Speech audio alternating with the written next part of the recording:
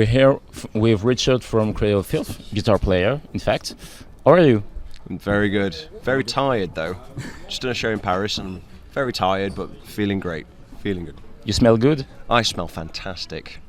Fantastic. Yeah, fantastic. Kind of. I don't smell good at all, I'll be honest. Very sweaty gig tonight. Very sweaty gig. Okay. So we're inside the Cabaret Sauvage in Paris. Mm-hmm. The show was very intense, very hot, in fact. How do you characterize this show in Paris in comparison with other shows in this tour?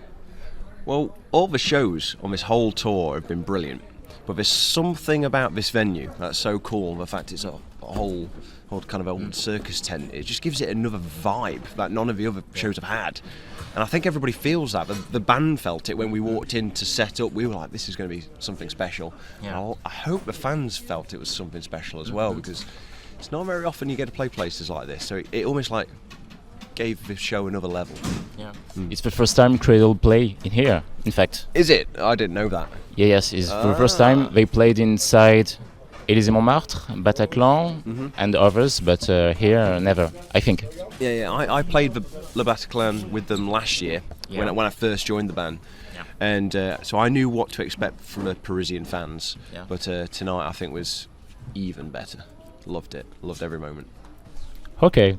Do you know the Circus of Horrors? Do you remember them? I remember them well. I actually was. I don't know if people know this, but I was actually on the DVD Cradle of Filth at Nottingham Rock City, because Nottingham was my hometown. That was the first show I was at, and the Circus of Horrors were with them on there, so I know the Circus of Horrors very well. Yeah. It would have been great to make them play here, perform, in fact. Yeah, it would have been brilliant, but I don't know. I have to ask Danny that one, see if he can bring them next time. Okay. We will ask to Danny, in fact. Yes. What do you think about this location of the Cabaret Sauvage? You played in many places. This is the most special place you know until now? I think so, because in my experience, a lot of venues are starting to look very similar. Like they are made for shows, so they're acoustically treated and everything's meant to sound great and stuff like this. Whereas this venue, it just harkens back to the old days where it's like, just put a tent up, it looks great. It's like the same when we played Coco in London. That's like an old theatre. And again, like I said before, it just makes the show extra special, because you look out into the crowd and the building doesn't look the same. It's everywhere you look, there's something new, and it just keeps the show exciting and fresh. Are there some words, maybe 1, 2, or 3 words that that can sum up this show for you? Whoa. It's That's hard. one. 4. Hot. Loud. Not too loud. Not too loud, but loud enough. And incredible. Just incredible. Incredible. Yeah. Great fans. It was just a great show. Really good show. Yeah. Couldn't ask for anything better. For us too. I was in the front and it was very incredible. Hard, but incredible. It was. I agree. Is there 1 or 2 songs you were most invested in during this particular show?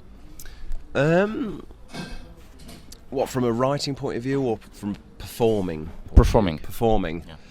Whoa. I like to think I get involved in everything. But for the first few shows, I kind of take it a little bit easier. I don't want to get in the way of Danny. I'm still checking the sounds okay, checking everything out, see what works. And then after that, I feel like I can really get into it. Probably Lord Abortion is the big one, when I start going a bit crazy, because it's not as crazy for guitar. So I can, like when this hand's not doing anything, I can do all kinds of stuff. Queen of Winter Throned, that's always a lot of fun. And probably Deflowering the Maidenhead Displeasure Goddess as well. That is a lot of fun live. Yeah, we thought it would be good live, and even from playing that first show at Nottingham Rock City, it had something special about it. We thought it would be good, but when you actually play it live, we were like, wow, this is intense. And I'm glad that the crowds go pretty crazy for that as well. Yeah, a lot of fun. Are there maybe 1 old song that you prefer inside this set list? One old song. For all shows. For all shows. See, Queen of Winter Throned is so much fun because it's so long and so many. And as a guitar player, it's very interesting to play. There's so much going on. I don't know, Malice Through the Looking Glass as well, because again, from a guitar point of view, it's not crazy, but it's that little bit in the set where you can look out and see the fans going, yeah, loving it. And it's just a nice break in the set, but it's such a classic song. Yeah. I mean, as I'm sure people know now, I was a fan of the band before I joined, but Malice was always one of my favourites, and when Danny and Martin said, let's try and put Malice in the set, I was like, please can we do Malice? Just because as a guitar player, it's so much fun, but it's not frantic. But you can look out into the crowd and everyone's loving it. It's a great song.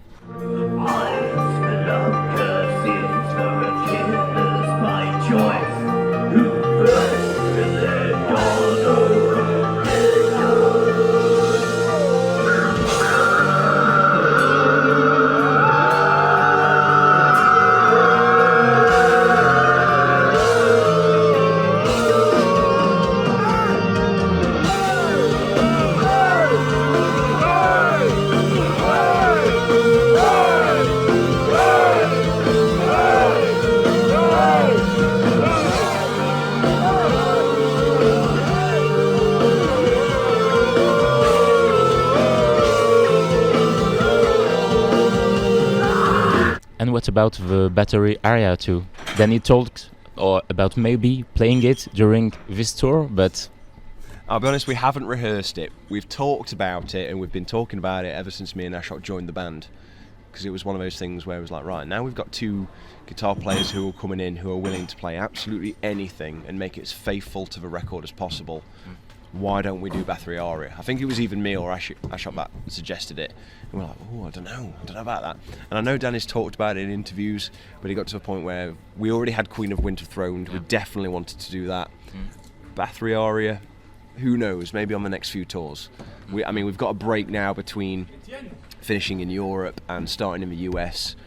Who knows? Maybe we'll put a couple of extra ones for the US fans, but we'll see. okay.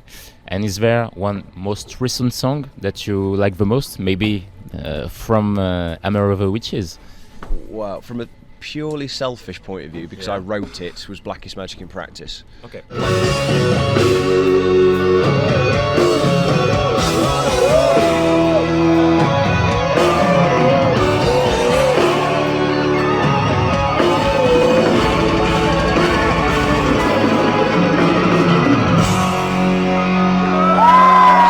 Playing that one, especially, as I say, because the first show was in Nottingham, my hometown, and the first time Blackest Magic in Practice gets played is in my hometown, at a venue that I've seen 50 or more bands at.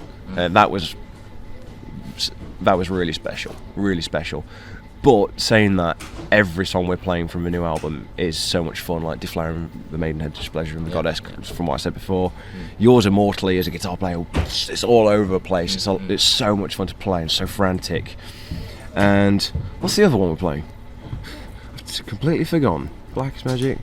Right Wing of the Garden Triptych, of course, the big single. How can I forget that one?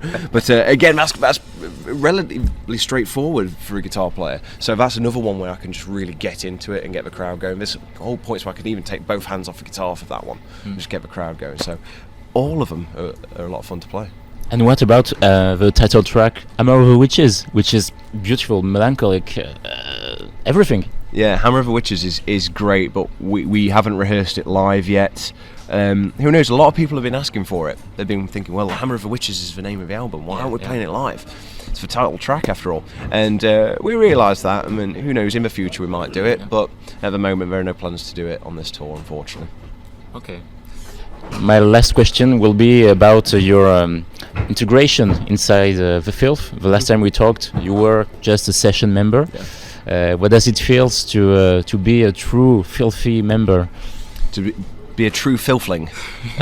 It feels fantastic. I mean, that last show I did was March 1st, 2014, at the end of that European run with Behemoth.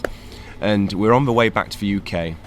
And we're in the tour bus, and Danny just says to me, "You did enjoy it, didn't you? You did have fun." And I was like, "Yeah, of course I had fun. This is like my dream to do this, and thank you very much," because I thought that was it. I'm just going to go home and never do it again. It was great while it lasted, but thank you very much. I'll never forget it. And he just looked at me and goes, you did have fun, didn't you? Yeah, of course. And then he goes, well, would you like to keep doing it? What do you mean? It's like, you do want to write the new album with us, and basically every show we ever do, you're going to do it as a full-time member. I just looked at him and said, of course. Who would say no in that situation? Who would say no in that situation? It's like so I'm a very, very lucky person. I know how lucky I am. And a very talented guitar player too. Thank you. I try. But no, I do enjoy playing guitar. I love playing CRADLE's music, so I want to give the best show possible and make it as faithful to the records as possible. And Nashrock's the same. We're both there going over all the details. We want to make it as faithful to the records and give the fans what they pay for. Yeah, and what is very interesting with you is that this is an old fan of the band that perform the CRADLE songs for other fans. So it's a very interesting approach. It is, and that's why I put a lot of stuff on my Facebook page and things like that, because I want people to see what it's like as a fan coming into the band, and I'm sure there's a lot of people killed to be in my position, so I want them to see what it's like on the inside, and yeah, I'm a very lucky boy. And in fact, I would kill for this, but I won't kill you. Oh, that's good to know. At least wait till the end of the tour. Okay. Okay, no problem. So this is the end of this short interview. We see you tomorrow, and the last sentence of this interview. Long live the filth.